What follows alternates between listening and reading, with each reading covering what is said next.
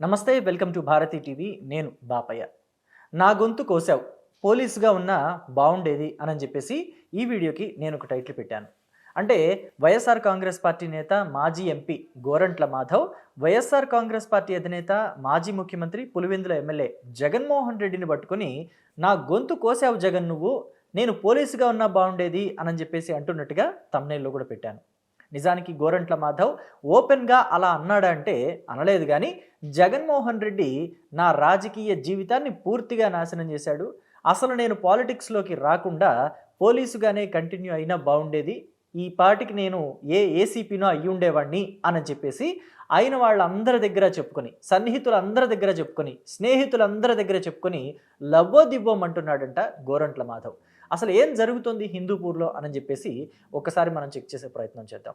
అలాగే గోరంట్ల మాధవ్ ఎందుకు జగన్మోహన్ రెడ్డి మీద తిరుగుబావుట ఎగురవేశాడు, అయిన వాళ్ళందరి దగ్గర ఎందుకు అక్కసు వెళ్ళగక్కుతున్నాడు అనేది కూడా ఒకసారి చూద్దాం. గోరంట్ల మాధవ్ ఈయన కదిరికి సిఐగా ఉండేవాడు. 2019 ఎన్నికల ముందు టైంలో కూడా కదిరి సిఐగా పనిచేస్తూ ఉండేవాడు, పోలీస్ ఆఫీసర్. అయితే ఆవేశపూరితమైన వ్యక్తిత్వం కలిగిన మనిషి. పోలీస్ ఆఫీసర్గా ఉంటూనే అప్పటి రాజకీయ నేతలు, ఇప్పుడు కూడా రాజకీయ నేతలుగానే కొనసాగుతున్న జేసీ బ్రదర్స్ మీదకి ఒంటికాల మీద వెళ్ళేవాడు. జేసీ బ్రదర్స్కి గోరంట్ల మాధవ్కి అసలు ఏమాత్రం సరిపడేది కాదు. ప్రతి విషయంలోనూ కదిరి సిఐగా ఉన్న గోరంట్ల మాధవ్ వాళ్ళని వ్యతిరేకిస్తూ ఉండేవాళ్ళు. గోరంట్ల మాధవ్ మీద కూడా జేసీ బ్రదర్స్ అదే స్థాయిలో విరుచుకుపడుతూ ఉండేవాళ్ళు. మొత్తం మీద జేసీ బ్రదర్స్కి అటు జగన్మోహన్ రెడ్డికి కూడా ఏమాత్రం సరిపడిన రోజులవి. ఎందుకని అంటే జేసీ బ్రదర్స్ని వైఎస్ఆర్ కాంగ్రెస్ పార్టీలో చేరమని 2014 ఎన్నికల కన్నా ముందే జగన్మోహన్ రెడ్డి రాయబారం పంపాడు. అయితే వైసీపీలో చేరడం జేసీ బ్రదర్స్కి కూడా పెద్ద కష్టమైన పని కాదు, ఇష్టం లేని పని కూడా కాదు. ఎందుకంటే రాజశేఖర్ రెడ్డి అని అంటే జేసీ బ్రదర్స్కి చాలా ఇష్టం. దివాకర్ రెడ్డి కానీ ప్రభాకర్ రెడ్డికి కానీ ఇద్దరికీ కూడా రాజశేఖర్ రెడ్డితో సత్సంబంధాలు ఉండేవి. ఎంత సత్సంబంధాలంటే రాజశేఖర్ రెడ్డి కొన్ని సందర్భాల్లో ప్రభాకర్ రెడ్డిని కూర్చోబెట్టుకుని, జేసీ ప్రభాకర్ రెడ్డిని కూర్చోబెట్టుకుని, ప్రభాకర్ నువ్వు అదృష్టవంతుడివయ్యా, నీ కొడుకులు చక్కగా నీ మాట వింటారు, నీ పిల్లలు నీ మాట వింటారు, మావాడు ఉన్నాడు, ఇటు నా కొడుకు నా మాట వింటలేదు, అటు నా తండ్రి కూడా నా మాట వింటలేదు అని చెప్పేసి, ఇంకా చెప్పాలి అంటే పచ్చిగా రాజశేఖర్ రెడ్డి ఏం మాట్లాడాడో అదే మాటలు చెప్పాలంటే తన తండ్రిని ముసిలిముండా కొడుకు చంపుకు తింటున్నాడు నన్ను అని చెప్పేసి రాజశేఖర్ రెడ్డి జేసీ బ్రదర్స్ దగ్గర అనేక సందర్భాల్లో మొరపెట్టుకున్న సందర్భాలు కూడా ఉన్నాయి. అంతటి ప్రాణ స్నేహితులు జేసీ బ్రదర్స్ ఇద్దరు కూడా వైఎస్ఆర్కి అంత ప్రాణ స్నేహితులు. కానీ వైఎస్ఆర్ పోయిన తర్వాత జగన్కి, కాంగ్రెస్ పార్టీకి వాళ్ళిద్దరూ దూరం అయ్యారు. తెలుగుదేశం పార్టీలో జాయిన్ అయ్యారు. ఈ క్రమంలోనే తెలుగుదేశం పార్టీలో జాయిన్ అవుతున్నారని తెలిసే జగన్మోహన్ రెడ్డి రాయబారం పంపాడు వైసీపీలోకి రమ్మని రాయబారం పంపటం పెద్ద తప్పు కాదు కానీ పార్టీ ఫండ్గా కొన్ని 100 కోట్లు ఇవ్వమని ఆయన డిమాండ్ చేశాడట.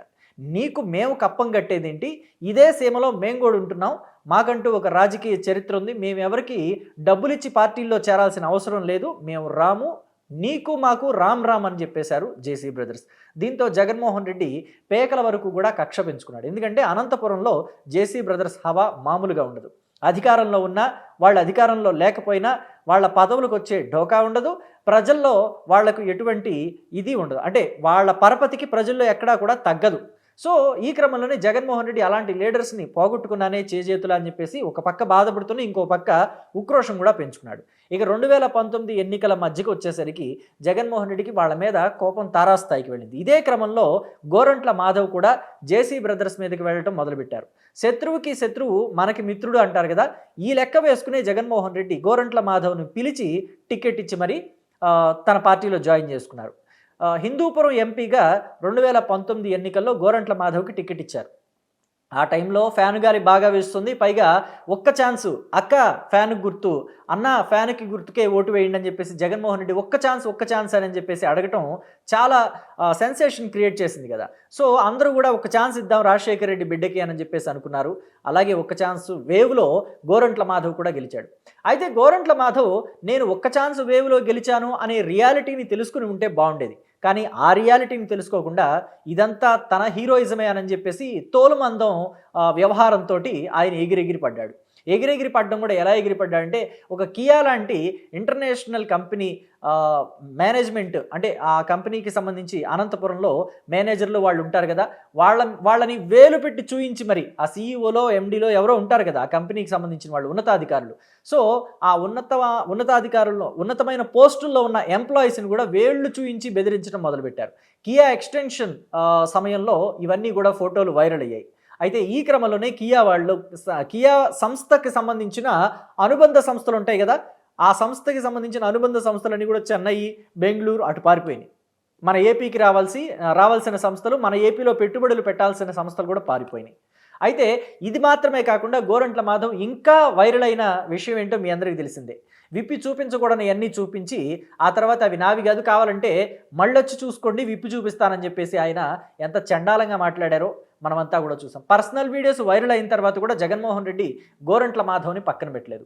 మనం చూసుకుంటే తెలుగుదేశం పార్టీకి సంబంధించి చిత్తూరు జిల్లాలో ఒక నేత ఇలాగే పర్సనల్ వీడియోస్ వైరల్ అయ్యి సెన్సేషన్ క్రియేట్ అయితే ఆ పార్టీ పరుగు పోతుందని చెప్పేసి ఆ పార్టీ నుంచి ఆయన్ని సస్పెండ్ చేసి పక్కన పెట్టారు. అలాగే జనసేన పార్టీకి సంబంధించి కూడా అరవ శ్రీధర్ ఇలాంటి వీడియోలతోనే వైరల్ అయితే ఆయన్ని కూడా ఆ పార్టీ పక్కన పెట్టింది. సస్పెండ్ చేయకపోయినా పార్టీ కార్యకలాపాల్లో పాల్గొనడానికి వీలు లేదు అని చెప్పేసి పక్కన కూర్చోబెట్టింది.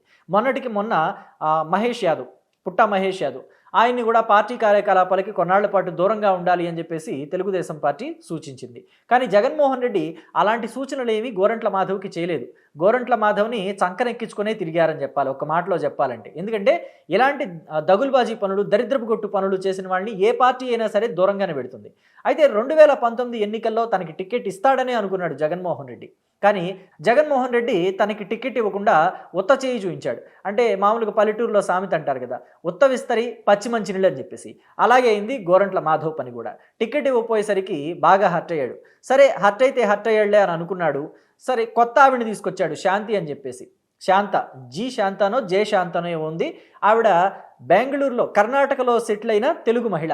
ఆవిడని తీసుకొచ్చి మళ్ళీ అక్కడ హిందూపూర్లో ఎంపీగా పోటీ చేయించాడు జగన్మోహన్ రెడ్డి. సరే ఆవిడ కూడా ఓడిపోయిన తర్వాత 2024 ఎలక్షన్ల తర్వాత అయినా మళ్ళీ తననే ఇన్ఛార్జ్ చేస్తాడు హిందూపూర్కి అని చెప్పేసి గోరంట్ల మాధవ్ భావించాడు. కానీ జగన్మోహన్ రెడ్డి ఆయన్ని అలాగే పక్కన పెట్టాడు. అలా పక్కన పెట్టడానికి కారణం ఏంటంటే ఇలాంటి వీడియోల్లోనే దొరికిపోయిన తెలుగుదేశం పార్టీ, జనసేన పార్టీ నేతల్ని ఆ పార్టీలు దూరంగా పెట్టే విధంగా జగన్మోహన్ రెడ్డి ఫోర్స్ చేశాడు. ఇప్పుడు మళ్ళీ గోరంట్ల మాధవ్ని తీసుకొచ్చి మళ్ళీ చంకనెక్కించుకుంటే వాళ్ళంతా నవ్విపోతారు. సో కాబట్టి జగన్మోహన్ రెడ్డి గోరంట్ల మాధవ్ని పక్కన పెట్టక తప్పలేదు. ఇప్పుడు గోరంట్ల మాధవ్ ఫ్యామిలీ మెంబర్సు, వాళ్ళకి సంబంధించిన బంధువులు కావచ్చు, అయిన వాళ్ళు కావచ్చు, క్యాడర్ కావచ్చు, ఆయన చుట్టూ తిరిగిన వాళ్ళు ఉంటారు కదా. మొన్నటి వరకు ఒక ఎంపీగా ఉన్నాడంటే ఎంత లేదన్నా కొంతమంది అసోసియేట్ అవుతారు. సో వాళ్ళంతా కూడా ఫాలోవర్స్ లాగా మారిపోయిన వాళ్ళు కొంతమంది ఉంటారు. వాళ్ళంతా కూడా ఎందుకు నువ్వు ఇలా చేసుకున్నావు, అనవసరంగా నువ్వు పోలీసు ఉద్యోగం వదిలేసుకొని పోలీసు ఉద్యోగానికి రాజీనామా చేసి రాజకీయాల్లోకి వచ్చి నీ పోలీస్ కెరియర్ని నాశనం చేసుకున్నావు, ఇటు పొలిటికల్ కెరియర్ కూడా నాశనం అయిపోయింది. జగన్మోహన్ రెడ్డి ఎలాంటి వాళ్ళనైనా సింపుల్గా తీసేసి పక్కన పెడతాడు. నువ్వు కూడా అలాంటి జాబితాలోకి వెళ్ళిపోయావు. గతంలో చూస్తే బాపట్ల ఎంపీగా పోటీ చేసి గెలిచాడు 2019లో నీకులాగే నందిగాం సురేష్. ఆయన కూడా తెలుగుదేశం పార్టీకి సంబంధించి వ్యతిరేకంగా పనిచేసేవాడు. ఆయన మీద అరటి తోటలు తగలబెట్టాడని చెప్పేసి ఆరోపణలు కూడా ఉన్నాయి. మరి అప్పుడు తెలుగుదేశం పార్టీ అధికారంలో ఉంది కాబట్టి ఆ పార్టీకి వ్యతిరేకంగా పనిచేశాడని ఆరోపణలు ఆయన మీద ఉన్నాయి కాబట్టే జగన్మోహన్ రెడ్డి టికెట్ ఇచ్చాడు.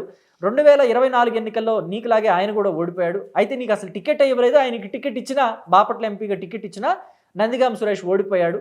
తీరా చూస్తే 2024 తర్వాత ఆయన పరిస్థితి ఏంటి? జైలుకు వెళ్ళినా కానీ పెద్దగా ఏమీ ఆయన గురించి కేర్ తీసుకున్నది లేదు. ఆ తర్వాత కలవడానికి అపాయింట్మెంట్ కూడా ఇచ్చింది లేదు. ఒకానొక సందర్భంలో జగన్మోహన్ రెడ్డి తన కార్యక్రమాల్లో భాగంగా బయటకు వచ్చినప్పుడు కాన్వాయ్లో ఉన్న జగన్మోహన్ రెడ్డి అందరికీ చేతులు ఊపుతూ అభివాదం చేస్తున్న జగన్మోహన్ రెడ్డి దగ్గరికి వెళ్ళటానికి ట్రై చేస్తే గోరంట్ల మాధవ్ని తన జగన్ సెక్యూరిటీ విసిరి అవతలకి నెట్టారు. అలా ఉంటుంది పరిస్థితి. జగన్మోహన్ రెడ్డిని నమ్ముకుంటే నువ్వు జగన్ని నమ్ముకుని నాశనం అయిపోయావు అని చెప్పేసి వాళ్ళ కుటుంబ సభ్యులు అలాగే ఆయన సన్నిహితులంతా కూడా తలంటుతున్నారట ఇప్పుడు గోరంట్ల మాధవ్కి. గోరంట్ల మాధవ్ కూడా అనవసరంగా రాజకీయాల్లోకి వచ్చానే, అసలు ఆ పోలీస్ జాబ్లో కంటిన్యూ అయినా బాగుండేది, ఓ ప్రమోషన్ తీసుకొని చక్కగా నా జీవితాన్ని నేను గడుపుకుంటూ ఉండేవాడిని. ఈ రాజకీయాలు ఎందుకు నాకు, ఈ పాలిటిక్స్ ఎందుకు, ఈ పదవులు ఎందుకు, అనవసరంగా కెరియర్ అంతా నాశనం అయిపోయిందని చెప్పేసి లబోదిబోమంటున్నాడట. మరి జగన్మోహన్ రెడ్డిని నమ్ముకుంటే ఇలాగే ఉంటుందా, లేకపోతే ఇది గోరంట్ల మాధవ్ చేసుకున్న స్వయం కృతాపరార్థమా? దీని మీద మీ అభిప్రాయాన్ని కమెంట్ బాక్స్లో తెలియజేయండి. Thank you.